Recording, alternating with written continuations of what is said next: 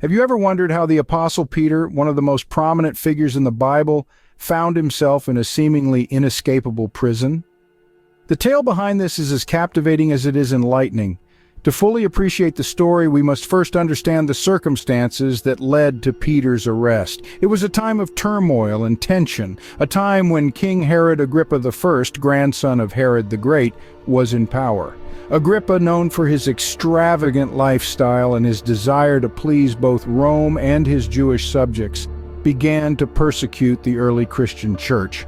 This was a time when the early church was growing, spreading the teachings of Jesus Christ. However, this growth was not without opposition. The religious leaders, feeling threatened by the expanding Christian movement, saw it as a challenge to their authority. Agrippa, eager to curry favor with these leaders, began a campaign of persecution against the church. His first victim was James, the brother of John, whom he had put to death by the sword. Seeing that this pleased the Jewish leaders, Agrippa then set his sights on Peter. Peter, a fisherman turned apostle, was a pillar of the church. He was a man of strong faith, a man who had walked with Jesus, witnessed his miracles, and had been entrusted with spreading his teachings. His arrest, therefore, was a severe blow to the early Christian community. The Bible tells us that Peter was arrested during the Feast of Unleavened Bread, a time of great significance to the Jewish people. He was then thrown into prison, guarded by 4 squads of 4 soldiers each. He was chained and kept under constant watch, his fate seemingly sealed. So there Peter was, shackled and imprisoned, facing an uncertain future. But little did he know his story was far from over. Now imagine being Peter in the depths of a prison cell. But then something extraordinary happens. A sudden brilliant light pierces the darkness of the cell, and there, standing before Peter, is an angel of the Lord. The angel, bathed in heavenly radiance, commands Peter to rise quickly. As Peter obeys, the heavy chains that bind his wrists clatter to the ground, their iron links severed as if by an unseen sword.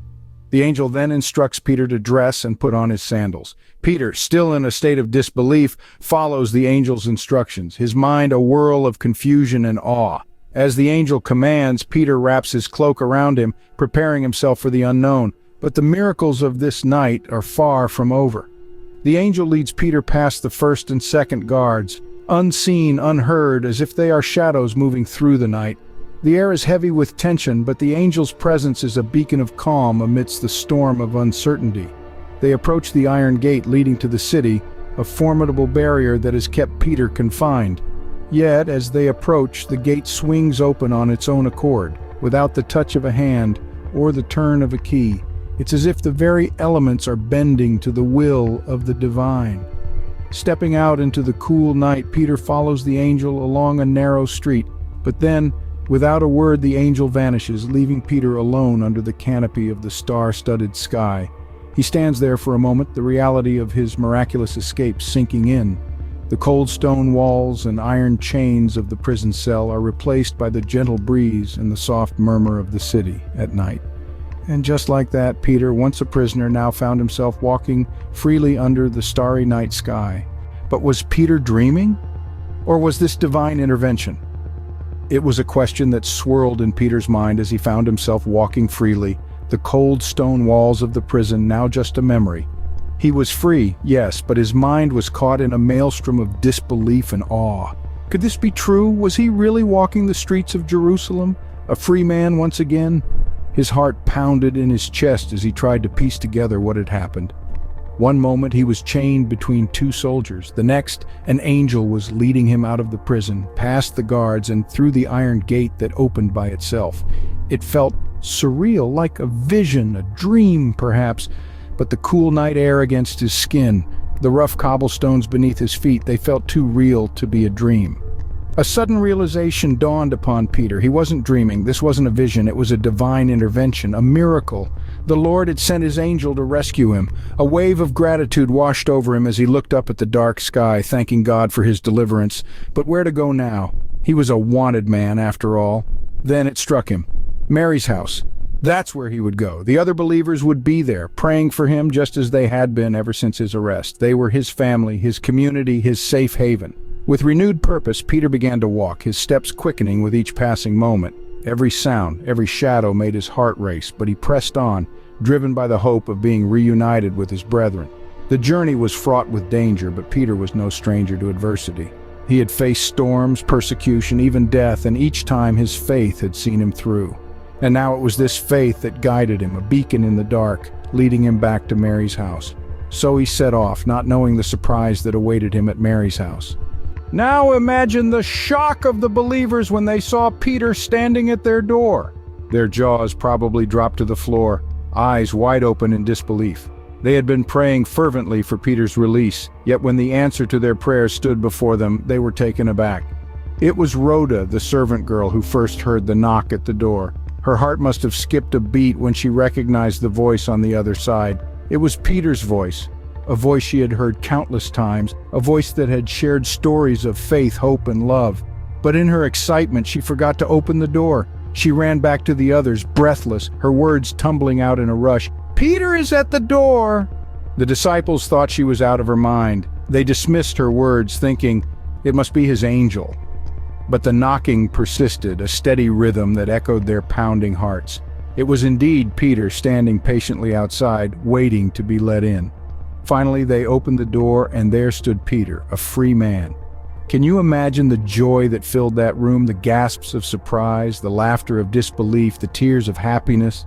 The room must have buzzed with 1,000 questions. How did you escape? Did the guards not see you? How did you find us?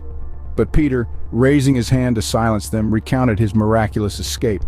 Every word he spoke painted a picture of divine intervention, of chains falling off, of guards oblivious to his departure, of gates opening of their own accord. The room fell silent, each person hanging on to his every word. It was a story that would be told and retold, a story of faith rewarded, a story of God's power and might. And there they were, rejoicing in a miracle that had seemed impossible just hours before. Their prayers had been answered, their faith had been rewarded. Peter was free, and they had witnessed a miracle.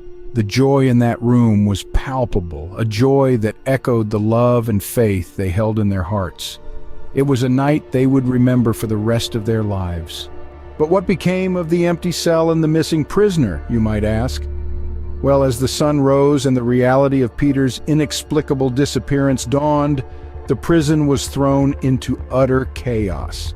The guards, bewildered and panic-stricken, frantically searched for the vanished apostle, but all they found were the shackles that once bound him, lying there, a stark reminder of the supernatural. Herod Agrippa, the ruler who had ordered Peter's incarceration, was beside himself with rage and confusion. He ordered a thorough investigation, but no trace of Peter could be found. In his fury, he commanded that the guards be executed for their perceived negligence. Little did he know that he was contending with a power far beyond his comprehension, the divine intervention of God himself. Meanwhile, the early Christian community was awash with joy and amazement. News of Peter's miraculous escape spread like wildfire, strengthening their faith and resolve. They saw in this event a manifestation of God's power, a clear sign that no earthly authority could prevail against the divine will. The event emboldened them, reinforcing their belief in the power of prayer and faith.